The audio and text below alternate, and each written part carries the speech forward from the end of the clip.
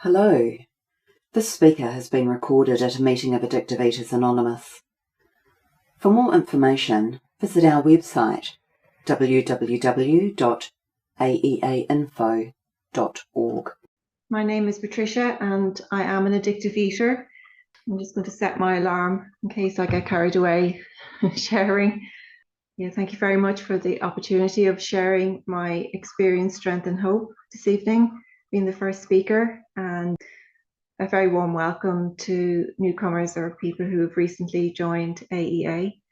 Usually I focus on the problem of addictive eating, and it just goes on, and I do get sometimes bogged down with it.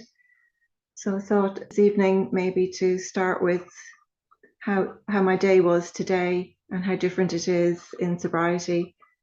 And it was a really good day today. I woke up, and I always, as soon as I wake up, my thinking kicks off before I open my eyes, and I never want to get out of bed and start the day. So I set a 5-minute meditation, and it ends with just rings a bell at the end of the 5 minutes. And regardless of how I feel, good, bad, or indifferent, I just jump out of the bed and into the shower. By the time I'm dressed and down on my knees, say a few prayers, things are completely different. My outlook and my attitude has completely changed, and that is really miraculous, because for many years I struggled. I couldn't get out of bed, even when my children were young. Today, I didn't addictively eat. I didn't pick up any other mood-altering substance. And I think my behaviours were pretty sober today. And I know that's a miracle too. I adhered to the food that was in my food plan, and ate within the times that were allocated to me, and I ate no more and no less. And my food plan was given to me by my sponsor.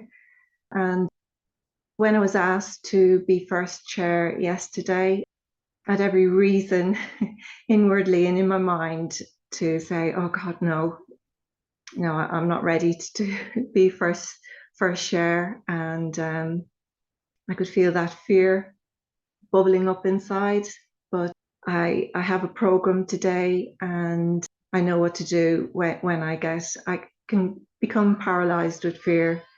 And when that happens, I'm of no use to anybody.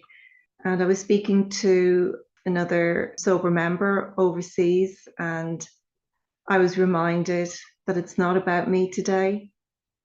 It's not about me. And that when the time comes, that I'll be given whatever I need to do. And so I just had the opportunity over the last 24 hours of putting that into practice.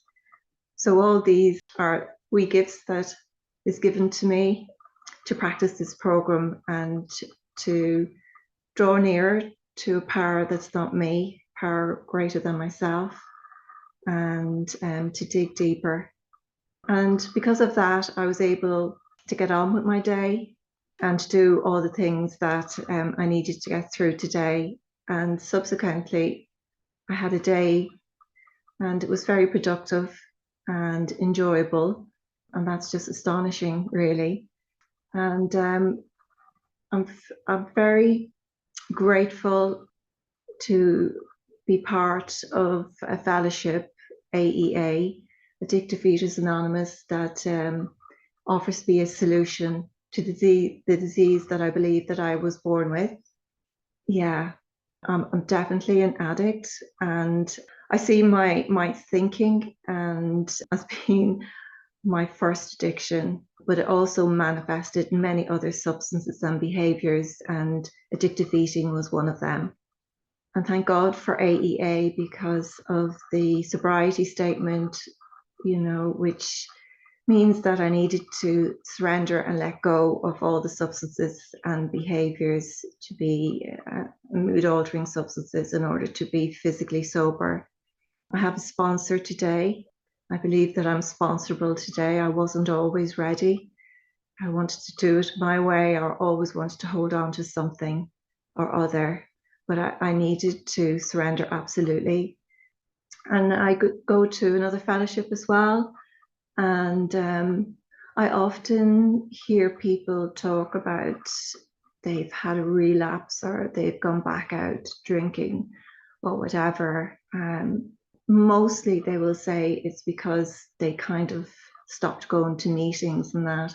And meetings are absolutely part of my recovery, but it's part, and I need to go frequently to meetings, and I need to keep in frequent contact with my sponsor and other SOPA members, and adhering to my food plan, and reading my literature. And the program and the message that consistently that I hear of and I have to be continually reminded of is constant thoughts of others. It's something I don't do naturally. And I was here in AEA for 5 years, and I was doing all those things that I have mentioned. And that day did come when I left AEA and went back out, and I started eating again. And from the first one, as soon as I had the first one, that first sweet, the floodgates opened and there was no stopping. That phenomenon of craving kicked in, and I was not able to stop anymore.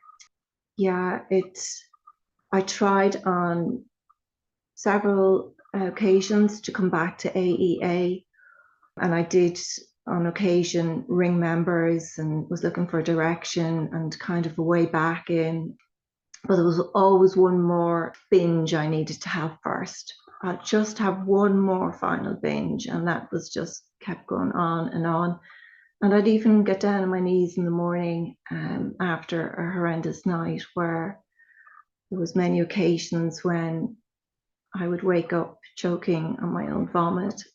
Such was the extent of the addictive eating, and really gasping for my breath and wondering would I get through this episode.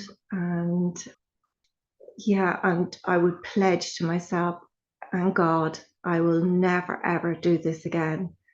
And within a short period of time, very short period of time, the cycle would start off again.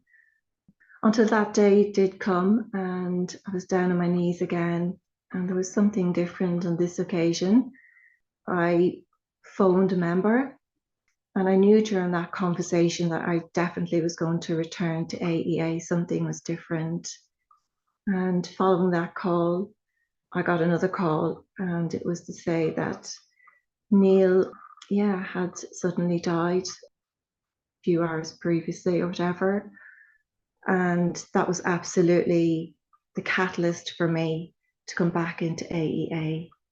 And it took for that event to happen for me to just be ready to come back and do whatever this program suggested. So in early sobriety, I've had two, quite significant bereavements. I managed to hang on to my job, so I'm back working full time, and I feel that I can contribute to my work now. I also got the opportunity to go to college for the first time in my life. It was decades and decades ago when I had done training for the job that I'm in at the moment, but I had been unemployable for decades. So I got to go on this college course, and it was full time as well. I also moved house from the country to the city so that I'm near my place of work and near my face-to-face AEA meetings. And that was extraordinary because it's during a housing and rental crisis here in Ireland. And there's just been so many other miraculous things that have happened in sobriety. And none of this would be possible if it wasn't for this program. So it was when I was eating and using other substances, it was very grim and it was very dark, and I sought help everywhere and nothing worked. But I'm in with a chance if I just hang in here. And I'm no longer hanging in here. I'm here because I want to be here today. And I absolutely know that things get better. The reason why I went back out again, I started listening to the voice in my head again and believing all the lies it was telling me. And this program does warn us in our literature and tells us that we need to stay in fit spiritual condition, and it's a day at a time. And I wouldn't have been as open and honest with my sponsor about all of this nonsense that was going on in my head as well. And I was just absolutely a slave to my thinking. And yeah, that day came and I thought, oh, to hell with this. And I had all the justification in the world, as I thought. So I'm very grateful, and I know that I owe my life to AEA. And yeah, to have a day where there's joy in my life, to have my own apartment, to be able to pay for my bills. I'm no longer on social welfare and disability. I'm no longer seeing psychiatrists and counsellors. I was a huge draw on the system here in Ireland, and I depended on even donations from charities to survive because I hadn't worked for such a long time. And all that is just completely different in such a short space of time. I'm very blessed to be among people who are honest with me and that shine a light on that thinking that can still be sometimes warped. However, there is light at the end of the tunnel, and yeah, it's all about just letting go and letting God. And even today, I could laugh at my thinking. I had 2 old table lamps, and I decided I need to upcycle these. And I went off to this lighting shop to get, new lampshades for them. And they were both so old, and there was bits missing off them. And the shop assistant was so kind and trying to be helpful. And I said to her, do you really think that these are at the end of their life cycle? And she said, yes. And I just found it so difficult to let go of these 2 old table lamps. And one I had since it was a wedding gift. So it was over 33 years old. And anyway, I got sorted out with another table lamp and a shade that I needed. And as I was about to leave, she said to me, will you be using those other lamps anymore? And I said, no, I'm going to recycle them. And it's okay, I'm going to recycle. And she said, well, we provide that service here. Would you like me to take them from you? And I said, absolutely, that's wonderful, thank you. But the thinking started, and I thought, she's seen these lamps, she probably very inexpensively repair them and resell them at a great profit. And I just can see this crazy thinking and see it for what it is and let it go, and not take myself as seriously as I have done in the past. And I'm